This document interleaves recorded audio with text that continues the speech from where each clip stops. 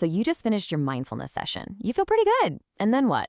A few minutes later, that same old stress, that same anxiety, it's right back where it started. Sound familiar? If you've been putting in the work but feel like you're just spinning your wheels, you are definitely not alone.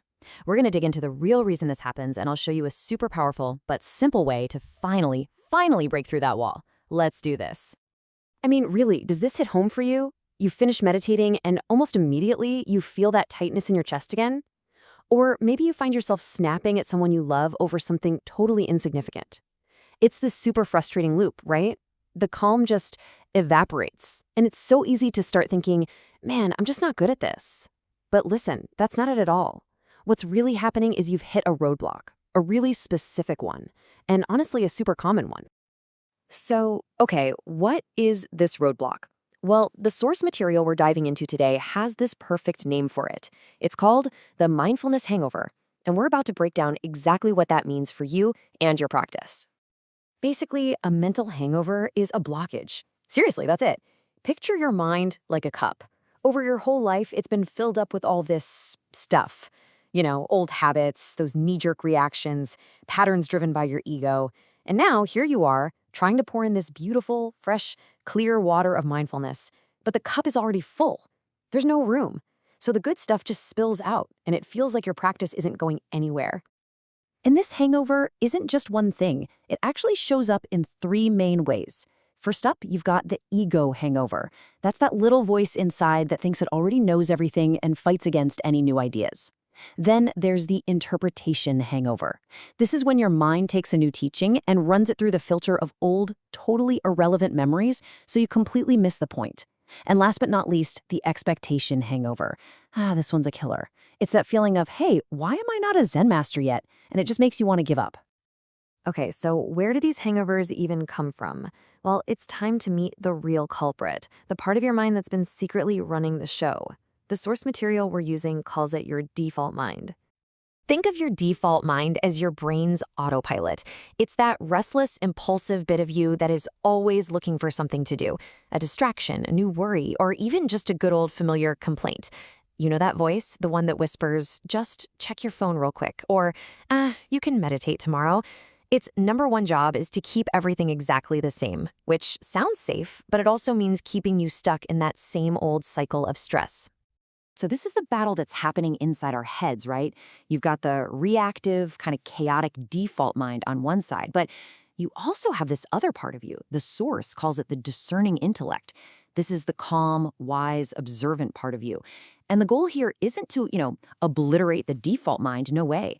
It's more like we just want to turn up the volume on the discerning intellect so it can be the one in the driver's seat.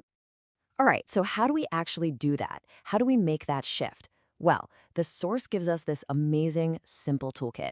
It's a 3-step mental reset that you can use to start every single practice to get your mind totally prepped for success. Okay, here's how it works. First up, posture. Now, this is not about being stiff and rigid. It's just about using your body to send a signal like, hey, we're turning inward now, away from all the external noise. Step 2 is comfort. You just gently scan your attention over your body, just noticing whatever sensations are there without judging them. It's about finding a sense of steadiness. And finally, step 3 is carefree. This is a mental thing. It's where you just let thoughts come and go like clouds in the sky without getting all tangled up in them. You're creating a little bit of space between you and all that mental chatter. So those 3 steps, that's you preparing the soil. But now we get to the engine of the whole thing. This is the one technique that really, truly drives the change. And the source calls it insistence. Now, it is absolutely critical we get what insist means here. This is not about forcing anything or struggling, not at all. It's about being gentle but persistent. Your mind wanders off, which it will, and you just notice it, and then you calmly, gently guide it back. And you do it again and again. Think of it like making 1,000 tiny, kind corrections.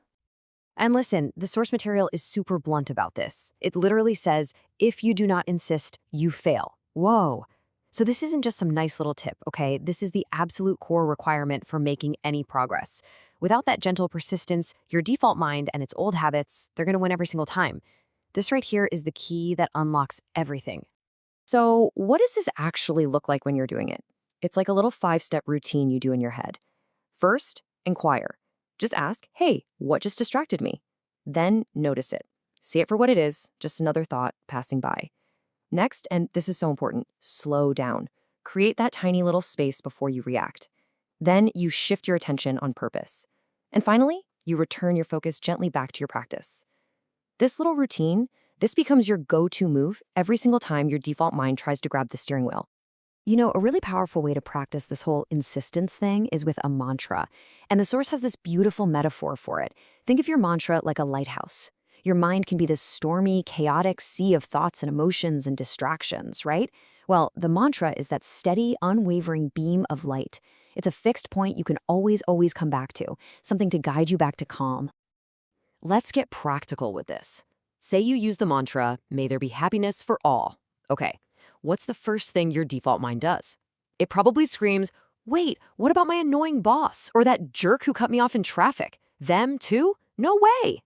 That resistance, right there, that's the hangover. And your job is to just gently, but firmly, insist on the mantra. Happiness for all. Every time you do that, you are actively rewiring your brain, overriding that old programming and building up those pathways of compassion and calm. Okay, so now we've got the method, we've got the tools, but honestly, they're pretty much useless without the one thing that makes it all work. The final, and I mean final, non-negotiable piece of this whole puzzle is consistency. Absolute consistency. And again, the Source is crystal clear on this. Missing even a single practice. It's not just a skipped session. It's a victory for your default mind. It means you are actively choosing to stay stuck in those old, comfortable patterns of stress. Every single excuse, "Oh, I'm too tired today, I'm just too busy," that's not really you talking, that's the hangover talking. Look, the message here is really simple. This isn't a hobby. If you're serious about fundamentally changing your relationship with your own mind, then this practice has to be as non-negotiable as, say, brushing your teeth. You just do it. That consistency, that discipline, that's what literally builds the new pathways in your brain that lead to real, lasting calm.